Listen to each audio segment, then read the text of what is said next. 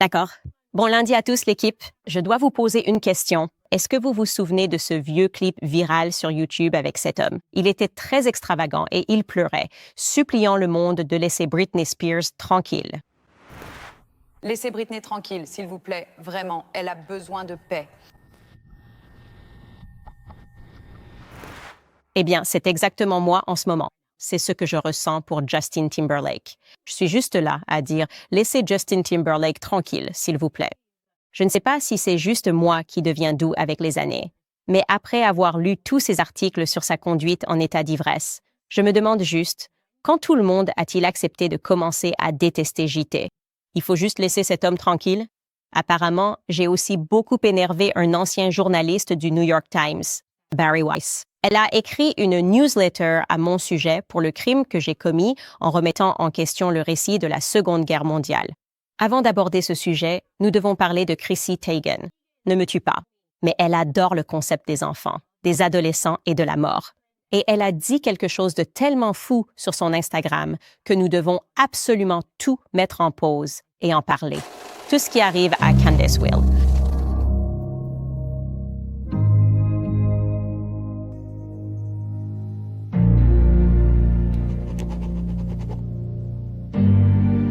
Il y a bien longtemps, j'ai lu ce livre de l'auteur Rodney Stark.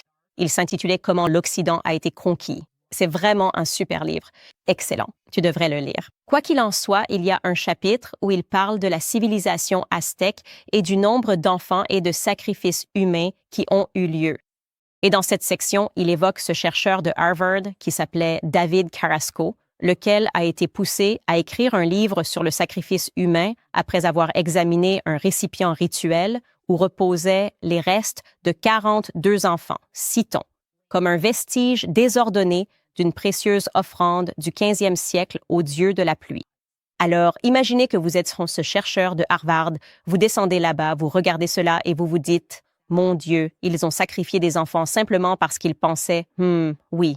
Eh bien, si nous faisons cela, alors les dieux reconnaîtront sûrement que nous sommes vraiment de bonnes personnes. Et il pleuvra. Ouais, c'est vraiment barbare. Et j'ai commencé à réaliser que, d'une certaine manière, dans notre société avancée, nous regardons toujours ces choses avec étonnement et surprise. Et je pense que dans notre état d'esprit, nous ne le ferions jamais. Comment les Aztèques ont-ils pu faire cela? Oh, vous devriez simplement savoir instinctivement que c'est tellement mal de sacrifier des enfants. Nous, non, c'est nous. Nous sommes civilisés. Nous sommes tellement civilisés. Sauf que si on y pense, nous faisons en fait exactement les mêmes choses. Nous utilisons simplement une meilleure technologie. Et je suppose qu'une partie de cette technologie, c'est aussi la psychologie qui l'accompagne. Nous croyons que parce que nous utilisons la technologie, nous ne sommes pas barbares. Nous nous accrochons à cette croyance que nous sommes d'une certaine manière plus moraux. Et cette idée a en fait été renforcée si vous avez écouté l'épisode de vendredi. J'ai reçu 2 personnes que j'apprécie vraiment beaucoup tous les deux. J'ai reçu Amy Kozak et Dave Smith et ils débattaient d'Israël contre la Palestine. Une discussion captivante. Mais il y a eu un moment où Amy parlait de la barbarie du 7 octobre. Il parlait vraiment des sauvages et de ce qu'ils ont fait aux Israéliens. Et d'ailleurs, un point pour lui, absolument. Il a raison, c'était barbare. Mais j'ai été assez choquée quand Dave Smith a répondu « oui ». Et que font-ils en réponse? Exactement la même chose. Ils larguent des bombes sur des enfants innocents, des femmes innocentes, des familles innocentes, et vous les tuez en guise de réponse. C'est un meurtre. Et je pense qu'Amy a été assez surpris par cela. Comment ça? Qu'est-ce que tu veux dire? C'est un meurtre? C'est totalement différent. Nous larguons des bombes sur des maisons. Encore une fois, nous avons une technologie qui rend ce que nous faisons moins barbare que les gens qui sont arrivés en parachute et ont fait la même chose. Comme eux, ils ont tué des innocents. Mais bien sûr, ce sujet n'a rien à voir avec le sacrifice d'enfants. On dirait, d'accord, non, non, non. Jamais, évidemment, nous ne sacrifierions un enfant pour quelque chose comme la pluie. Ça semble fou. Eh bien, si tu trouves ça fou, tu devrais écouter Chrissy Teigen. Elle aurait certainement quelque chose à dire après ce qu'elle a posté sur Instagram ce week-end. Maintenant, avant de vous montrer ce qu'elle a posté sur Instagram, c'est assez choquant ce qu'elle a dit. Nous devrions simplement apprécier Chrissy Teigen en tant que marque en général, parce que je n'ai jamais vu quelqu'un essayer de faire de la promotion pour être proé. C'est vraiment ce qu'elle a fait.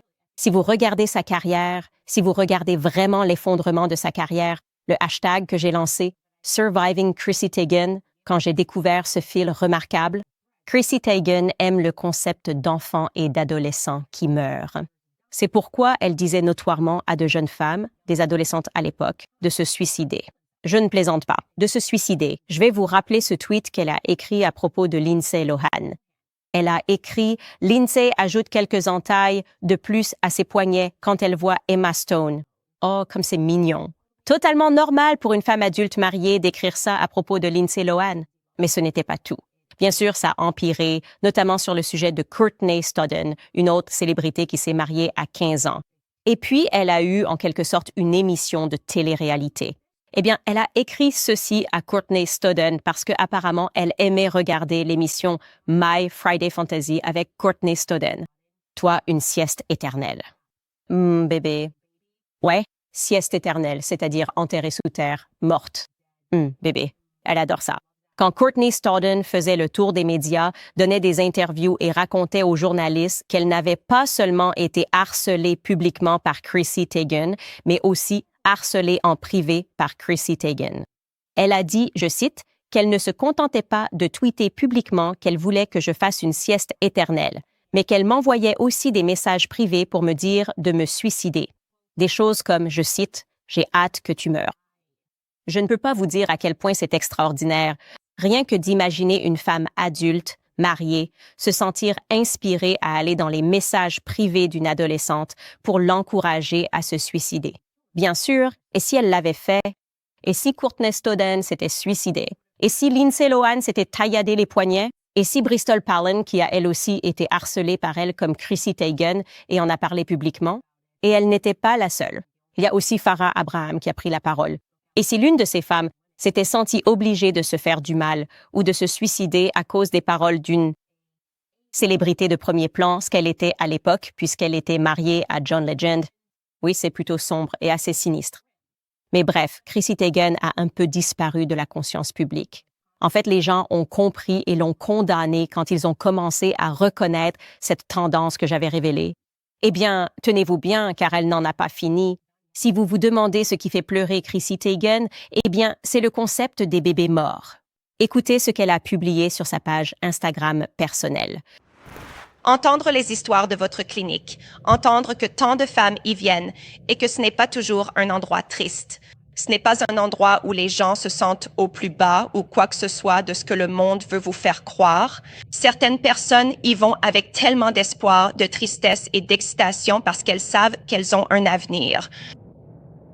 Et donc, voir qu'il y a tant de gens dehors et les histoires que tu as partagées à ta clinique de personnes pleines d'espoir, de positivité et d'une nouvelle vision de la vie, cela ne doit pas forcément être un endroit sombre et effrayant. Et le niveau de confort que j'ai ressenti simplement en étant dans ta clinique était incroyable. Mais j'ai commencé à pleurer quand j'ai vu cette magnifique fresque de papillons au-dessus de la salle d'opération. Et j'ai jeté un coup d'œil et mes yeux se sont remplis de larmes. Et j'ai regardé le docteur Zoé, elle m'a regardé dans les yeux et elle a dit « Tu aurais pu avoir des papillons ». Je suis tellement bouleversée. S'il te plaît, dis-moi. Je sais qu'il y a beaucoup de gens qui me suivent, de jeunes femmes qui me suivent, et vous n'êtes pas toutes complètement dans le camp de Candace. Vous trouvez au moins que les conversations que j'entame sont intéressantes. Et peut-être que vous êtes encore pro-choix, mais s'il vous plaît, dites-moi que vous reconnaissez à quel point c'est sombre et troublant. Une femme émue aux larmes à l'idée d'une clinique d'avortement, levant les yeux vers une fresque, bouleversée au point de pleurer, se disant « Oh, d'accord, au moins quand ces femmes sont, soi-disant, opérées », ce qu'elle veut dire, c'est que lorsque ces enfants, de façon assez barbare, sont arrachés du ventre de leur mère et littéralement démembrés, ils sont empoisonnés. Au moins, il y a une fresque de papillons que l'on peut regarder au-dessus parce que l'art rend les gens heureux. Elle est émue aux larmes en parlant de mots comme « espoir ». Est-ce que ces femmes ressentent de l'espoir? Ces femmes devraient se sentir inspirées. Ces femmes devraient être enthousiastes en entrant dans cette clinique. Ouais, ce ne sont pas des adjectifs ou des noms. Même lorsque j'étais pro-choix, je n'aurais jamais utilisé ces mots pour décrire le processus de l'avortement. Maintenant, j'ai en fait été très indulgente sur ce sujet parce que je comprends pourquoi j'étais pro-choix. J'ai été fortement conditionnée en classe à croire que ce n'était qu'un amas de cellules. J'ai été fortement conditionnée en classe à croire que le sacrifice, car c'est bien de cela qu'il s'agit, en vaudrait la peine. parce qu'il fallait penser à quel point la vie de cet enfant serait malheureuse si on avait un enfant à 18 ou 19 ans. Et j'ai vu mes amis avorter avec exactement cette même perspective. Et je sais que ces femmes ne sont pas pro-mort, même si elles ont été induites en erreur. Et je pense que le mouvement pro-vie doit simplement faire un meilleur travail pour reconnaître que ces personnes ne sont pas mauvaises.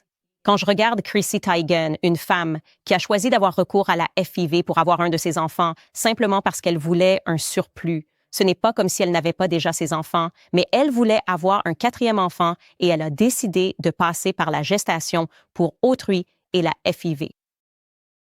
Quand je la vois émue aux larmes devant une fresque représentant le concept d'une femme entrant pour mettre fin à la vie d'un bébé, je pense que c'est un mal. Je pense que cette femme est tellement perturbée, j'espère qu'elle trouvera Dieu. Je ne pense pas qu'elle le fera parce que je reconnais qu'elle fait partie d'un système satanique et je n'utilise pas ce mot à la légère.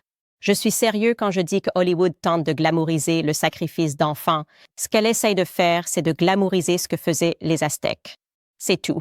C'est la vérité. Elle glamourise la mort. Et non, elle ne dit pas qu'à la fin de tout ça, il va pleuvoir, n'est-ce pas? Si vous tuez vos enfants et que vous levez les yeux, peut-être que les nuages couvriront le ciel et que soudain la pluie tombera. Ou bien les Aztèques le faisaient aussi pour construire un temple, n'est-ce pas? Sacrifier des enfants pour pouvoir construire un temple en offrande aux dieux. Maintenant, elle dit que si tu tues ton enfant, pense à l'espoir de ta carrière. Donc, ils te promettent que tu vas te sacrifier et ensuite tu auras plus d'argent et tu connaîtras plus de succès financier. Regarde-nous. Regarde-moi. Regarde-moi. Une star d'Hollywood. Tu n'as pas besoin de croire en Dieu parce que Hollywood est ton Dieu. Nous sommes les dieux, les célébrités de premier plan. De façon surprenante, John Legend a commenté sous la publication lorsqu'elle a partagé ce clip. Non, elle a juste publié ce clip, sans ironie, sachant que sa marque est la mort d'enfants et d'adolescents. Et il a dit « Je suis tellement fier de toi ». Oui, il est juste tellement fier d'elle. Tu ne voudrais pas que cette personne soit la mère de tes enfants? Quelqu'un ému aux larmes par l'idée d'enfants morts. Ils sont merveilleux. Ils sont excellents. Laissez-moi vous dire quelque chose. Vous feriez mieux de vous réveiller face à ce qui se passe à Hollywood, parce que toutes les façons dont ils influencent nos enfants, nos adolescents et notre société, c'est vers le démonisme. Il n'y a tout simplement aucun doute. Je crois qu'elle est possédée par un démon. Je pense que Chrissy Teigen a besoin d'un exorciste, et vite. Et je ne dis pas ça à la légère, vraiment. Appelez un prêtre et faites pratiquer un exorcisme pour Chrissy Teigen, parce que ça, ce n'est vraiment pas normal. C'est tout ce que j'ai à dire sur ce sujet. Mais je vais vous dire quelque chose. Si vous êtes préoccupé par ce concept de démonisme, si vous réalisez que ce que nous combattons réellement sur Terre est une bataille spirituelle. Et je dois vous dire que vous devriez télécharger Hallow. Je suis enthousiaste pour l'été parce que je peux rester constant dans ma routine de prière. Et l'application Hallow rend cela facile. C'est mon application de prière préférée. C'est aussi la première application catholique au monde. Et c'est une application incroyable pour tout chrétien qui souhaite approfondir sa vie de prière.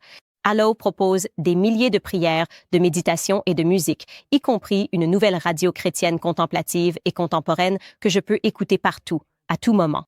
Cet été, Hallow propose plusieurs défis de prière puissants et des séries sur les Écritures avec le bibliste Jeff Keynes, Jonathan Roumie de la série The Chosen et même Jim Caviezel de Sound of Freedom et bien sûr, La Passion du Christ. Alors ne perdez pas vos habitudes de prière cet été ou commencez vos bonnes habitudes de prière dès cet été. Préservez votre paix et approfondissez votre relation avec Dieu grâce à Hallow. Téléchargez Hallow et profitez de 3 mois gratuits sur talv.com/Candace. Très bien, les amis, il est temps de passer à quelques histoires. Avant cela, je pense que cette semaine sera celle où nous franchirons déjà la barre des 2 millions d'abonnés. Je suis tellement excitée. Si vous regardez ceci et que vous appréciez la chaîne, merci de cliquer sur le bouton d'abonnement. Très bien, passons à la suite.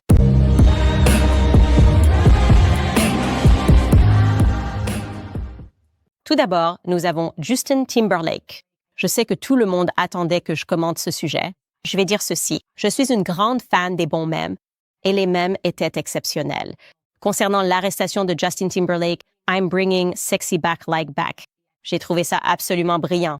Je me suis surprise à rire aux éclats, malheureusement, face à la douleur de cet homme. Mais il faut savoir apprécier un bon mème et j'espère que quand tout cela sera terminé, il saura en rire lui aussi. Justin Timberlake était dans les Hamptons. Comme beaucoup de célébrités ont tendance à le faire, ils sont toujours dans les Hamptons l'été. Et un policier de Sag Harbor l'a arrêté pour conduite en état d'ivresse. Il a essentiellement dit qu'il faisait des embardées. Il sentait très fortement l'alcool. Justin avait dit qu'il n'avait bu qu'un seul verre. Le policier n'a pas cru que c'était vrai. Justin Timberlake a également refusé de souffler dans l'éthylotest à 3 reprises. C'est probablement un signe qu'il avait peut-être bu plus d'un verre. Il a été rapporté qu'il avait fait la fête à l'American Hotel. Il est monté dans une voiture et il a grillé un stop. Donc oui, ils l'ont arrêté, ou plutôt ils l'ont intercepté, à 0h30 du matin. Et je pense que le plus triste, c'est que le policier venait apparemment tout juste de sortir de l'académie. Il était donc très jeune et il n'avait aucune idée de qui était Justin Timberlake. Et ça me fait me sentir vraiment, vraiment vieux. Et donc, quand Justin Timberlake lui a dit « ça va ruiner la tournée », ce gars-là a répondu « quelle tournée? Sérieusement, qui es-tu? Tu montes à l'arrière de cette voiture de police tout de suite. » Et voici sa photo d'identité judiciaire qui a circulé partout sur Internet.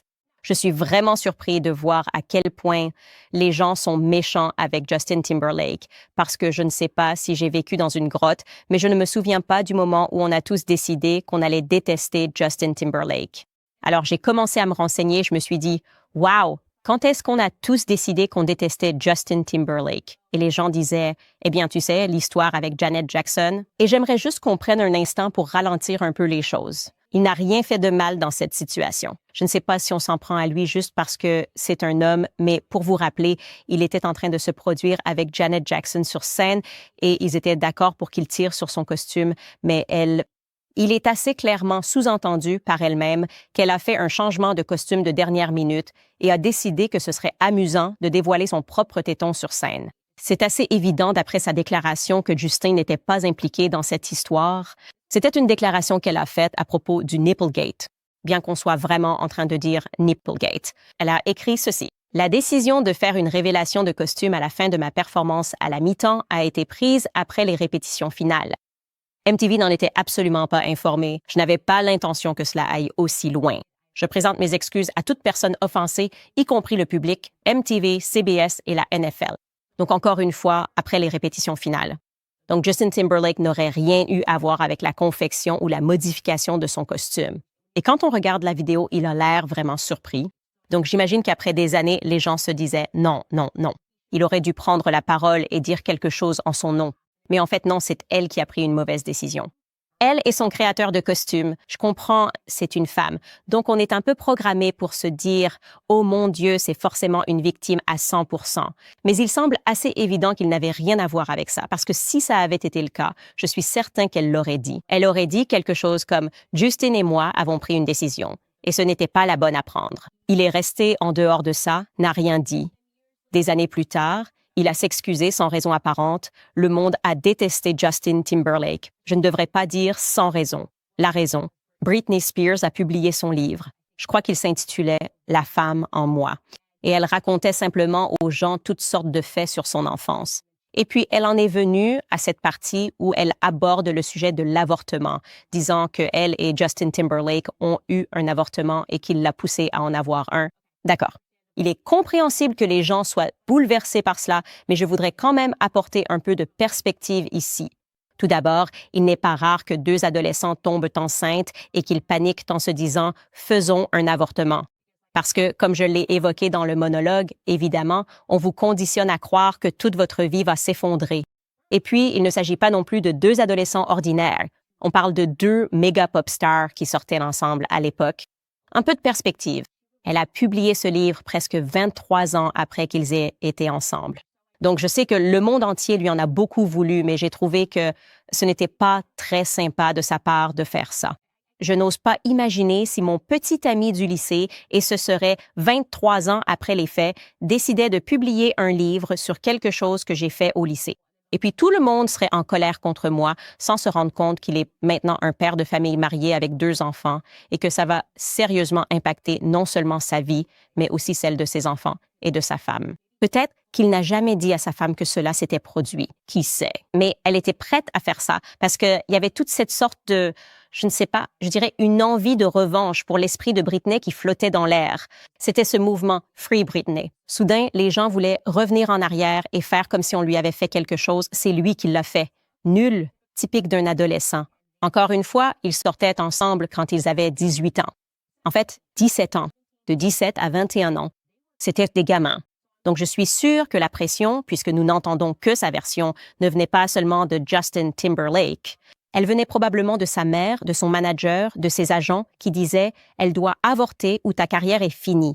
Donc, ce n'est pas vraiment juste que nous n'entendions que sa version des faits. On oublie que 23 ans se sont écoulés et on s'en prend juste à Justin Timberlake parce qu'au final, et je vais vous le dire, dans ma famille, il est arrivé que des hommes mettent la pression à une femme pour qu'elle avorte. Et devinez quoi? Sans ressources, sans millions, sans être la pop star numéro 1 au monde, des gens dans ma famille ont pris la décision de garder leurs enfants. Donc, elle avait quand même la possibilité de garder son enfant. Ce n'est vraiment pas juste de tout mettre sur le dos de Justin Timberlake. Vous pouvez être en colère contre moi pour avoir cet avis, mais c'est l'opinion que j'ai. J'ai l'impression que le monde voulait le transformer en monstre au nom de Britney Spears, et en réalité, ce qui lui est arrivé, sa tutelle et les médicaments qu'on lui a donnés, pour lesquels j'ai beaucoup de compassion, je suis du côté de Britney sur ce point. Mais cela n'avait rien à voir avec Justin Timberlake. Il a fait une bêtise quand il était adolescent. Leur relation s'est terminée et maintenant, il passe son temps à s'excuser pour tout ce qu'il a pu faire il y a 23, 25 ans et ce n'est pas cool.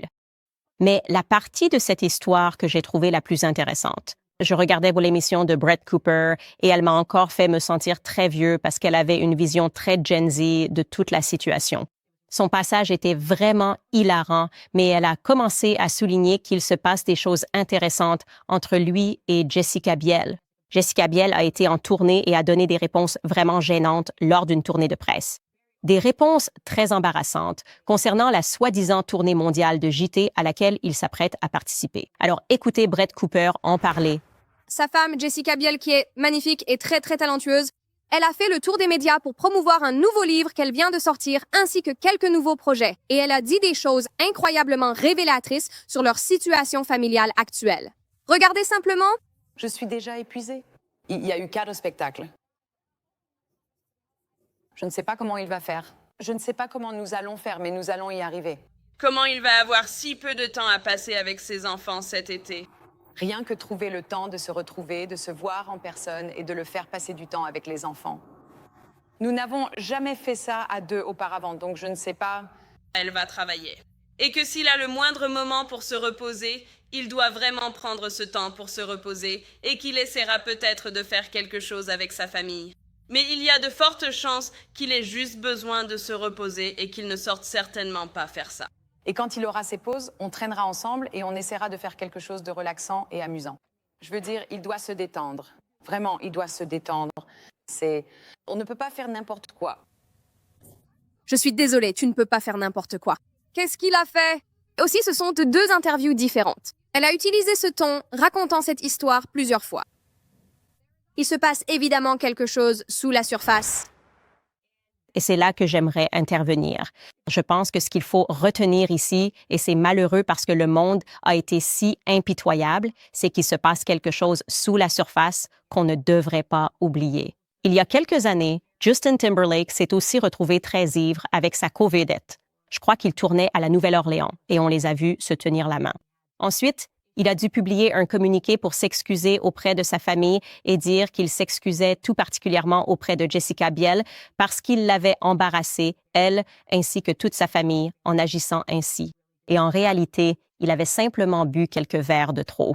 Donc, il semble qu'il soit en fait dans une sorte de spirale personnelle, qu'il traverse quelque chose, et cela a probablement été rendu infiniment pire par le fait que le monde a décidé de tout simplement faire de lui un ennemi. Non pas à cause de ce qu'il a réellement fait, mais à cause de personnes que l'on perçoit comme de plus grandes victimes, même des personnes qui ont elles-mêmes fait certaines choses, comme Janet Jackson. D'une certaine manière, il aurait dû la sauver.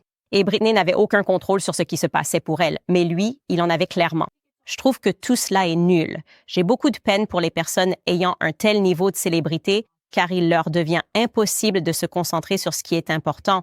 Et dans cette situation, il semble qu'ils aient besoin de se concentrer sur leur mariage. Je ne pense pas qu'ils forment une bonne union. Et je pense que c'est probablement ce qui guide cette spirale.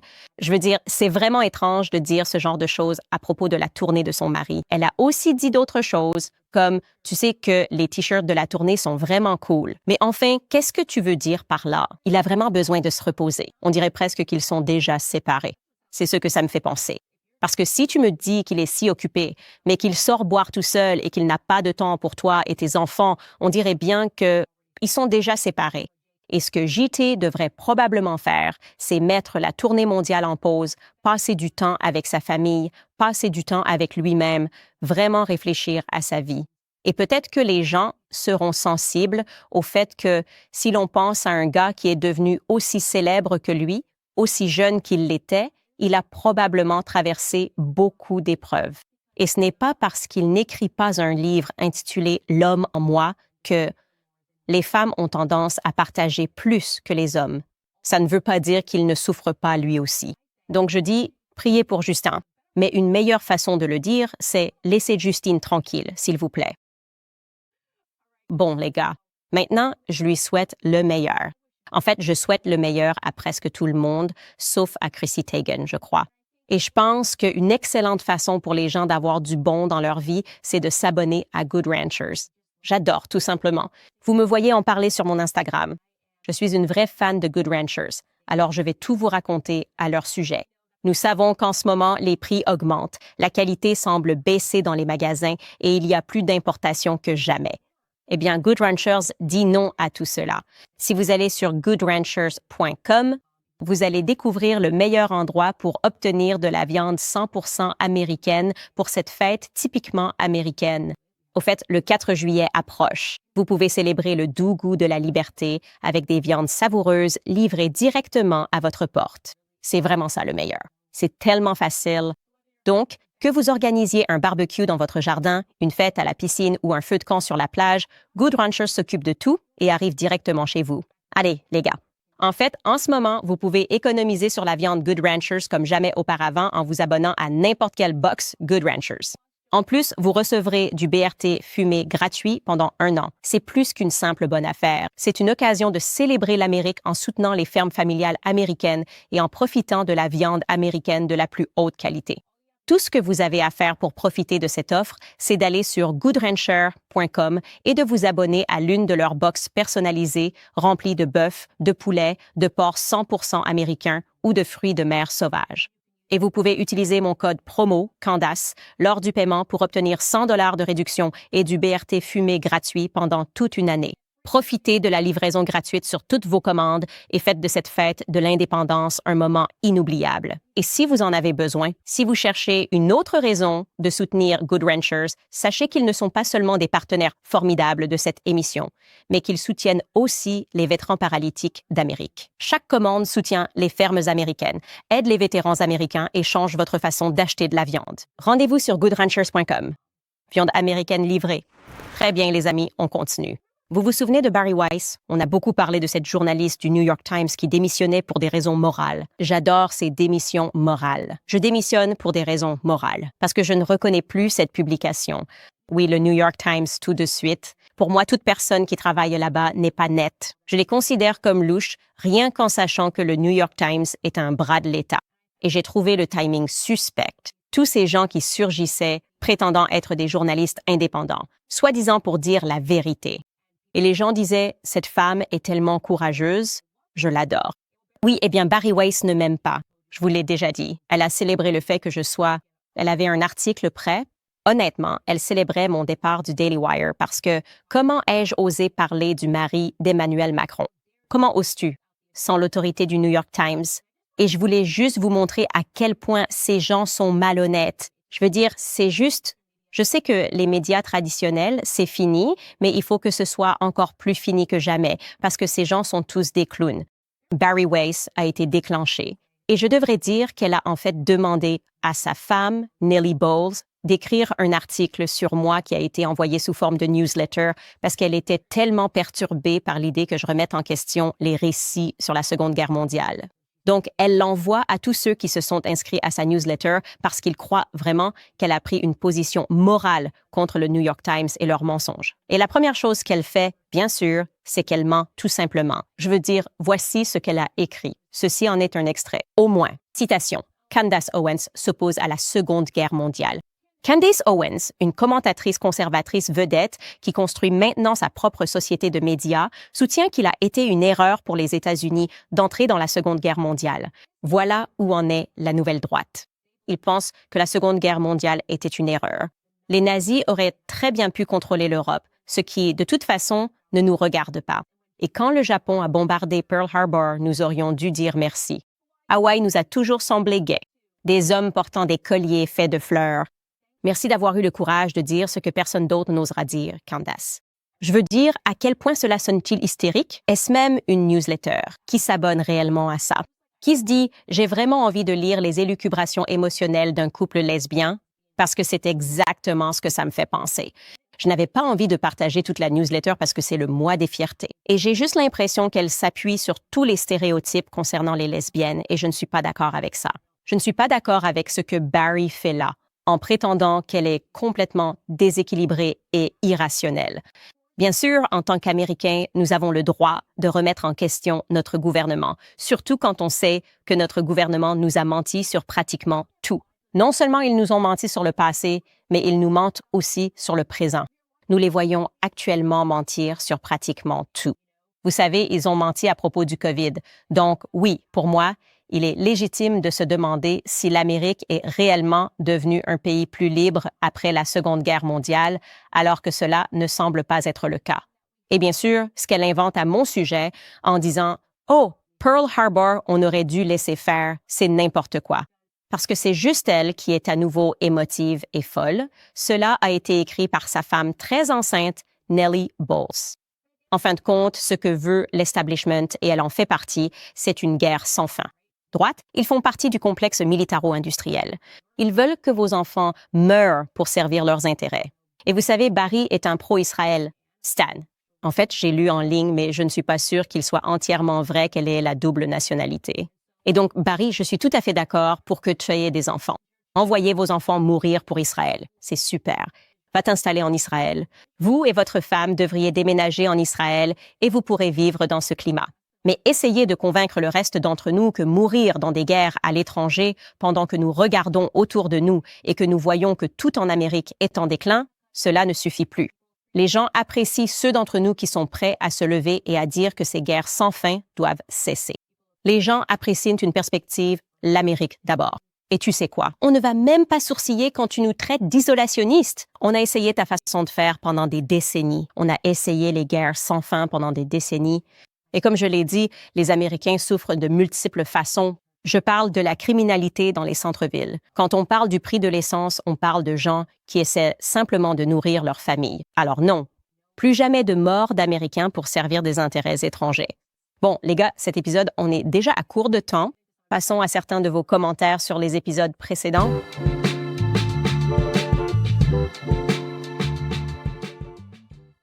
C'était mon commentaire préféré et en fait, il n'était même pas sous ma chaîne YouTube. Je crois que c'était Pierre. Morgan était assez embarrassé par le fait qu'il n'a pas réussi à me coincer lors de notre débat et il a fait une autre vidéo où je n'étais pas présent et il a essayé de faire comme si, je ne sais pas, on avait tous les deux gagné d'une manière bizarre et les gens l'ont vraiment interpellé dans les commentaires disant à quel point c'était embarrassant qu'il ait perdu si lamentablement qu'il a dû faire une deuxième vidéo rien que pour reparler du débat. Quoi qu'il en soit, ce commentaire de « Hey Cutie 90 » dit « C'était un débat intéressant. Je dois dire que le terrier de lapin Brigitte Macron est bien plus fou que ce à quoi je m'attendais. En général, je suis allergique aux théories du complot, surtout celles qui sont mesquines et n'ont aucun impact sur ma vie. Mais bon sang, plus on en apprend sur Brigitte, plus ça devient dingue. Oui, les gars, je n'aurais jamais mis cette histoire en avant et dit que j'y mettrais toute ma carrière si je ne croyais pas qu'elle était très vraie. Comme je l'ai dit, les preuves sont accablantes que Brigitte Macron est une femme trans. Brigitte Macron est née homme. Et le fait qu'il manipule le peuple français et essaie maintenant de manipuler le monde entier, comme le faisait Piers Morgan. Il n'a même pas lu l'article du journaliste. La série en 6 parties d'un excellent travail, un excellent journalisme qui a été réalisé. Il essaie juste de vous dire de ne même pas y jeter un œil. Il essaie simplement de vous emmener complètement dans une autre direction. Oui, c'est terminé. J'ai juste l'impression que maintenant, nous reconnaissons que ces acteurs étatiques de mauvaise foi essaient de nous détourner de la vérité. Donc, j'ai vraiment aimé ce commentaire. Aussi, évidemment, nous avons eu le débat entre Amy et Dave vendredi. Comme je l'ai mentionné précédemment, cet utilisateur écrit « Je peux me tromper, mais Israël ne reçoit-il pas plus d'argent des États-Unis que n'importe quel autre pays? C'est de l'argent des contribuables. Cela nous donne le droit de critiquer les deux gouvernements. Oui, si tu es bénéficiaire d'aide sociale et que tu n'es pas capable de te débrouiller seul, je vais critiquer. Et je n'aime pas bêter à Yahoo. Je veux critiquer et je n'aime pas voir plein de Palestiniens innocents mourir. Je vais dire quelques critiques. Et enfin, et surtout, je n'aime pas qu'on leur donne de l'argent pour qu'ils puissent fournir des armes qui servent à tuer des chrétiens. Donc, tu n'as pas à me dire que je dois d'abord me soucier de ta foi. Ensuite, Swado écrit « Les Palestiniens n'ont pas choisi leur oppresseur. » Il se trouve qu'il est juif. Pense-t-il que les Palestiniens se comporteraient différemment si leurs oppresseurs étaient hindous? C'est d'ailleurs un bon point aussi. Et ce à quoi elle fait référence, c'est au fait que Amy pense que leur haine est inspirée par le fait que ce sont des Juifs. C'est parce qu'ils sont Juifs qu'ils veulent les attaquer. Et en fait, je pense que si ce qui s'est passé en 1949 avait été commis par des hindous ou des chrétiens, ils seraient probablement tout aussi en colère. Donc, je ne pense pas que cela ait quoi que ce soit à voir avec la religion que l'on pratique, pour ainsi dire. Ils estiment que ce qui leur a été fait historiquement était injuste. Peu importe qui l'a fait. Enfin, nous avons ce commentaire sur Minect. J'adore que mon Manect explose en ce moment. Vous m'envoyez des messages et je vous réponds par des messages vocaux et ça me paraît très personnel. Donc, j'adore ça.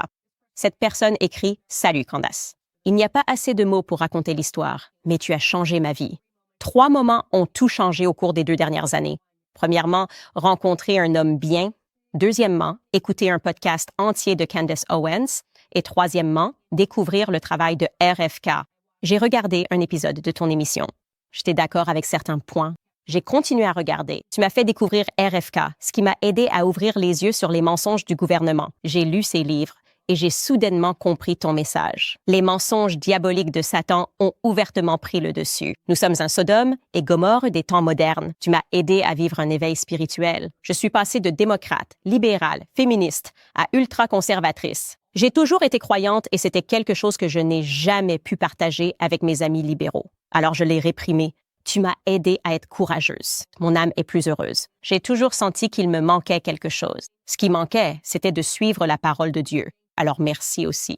Je sais déjà ce que tu ressens, mais RFK incarne tout ce que tu défends. La vérité, donne-lui une chance, s'il te plaît. Merci, j'adore ça pour toi. Comme je le dis à tout le monde, je suis un peu un goût qui s'apprend. Quand les gens m'entendent la première fois, ils se disent « Ouh, c'est parce que les médias les conditionnent au départ. Genre, cette fille est horrible.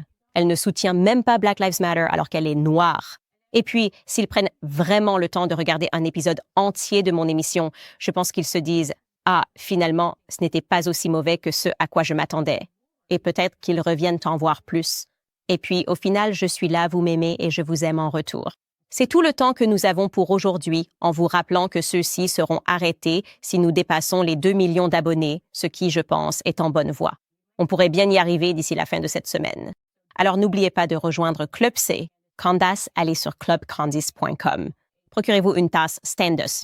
Et d'ailleurs, si vous ne voulez pas faire ça, mais que vous souhaitez simplement continuer à soutenir l'émission, les soutiens mensuels, les soutiens annuels, ça fait toute la différence. Veuillez aller sur Locals.com et nous soutenir. Et si vous ne pouvez pas, je comprends. C'est difficile financièrement pour beaucoup. Priez pour nous. Priez sincèrement pour nous. Parce que je crois que les prières me protègent. Je vous retrouve demain.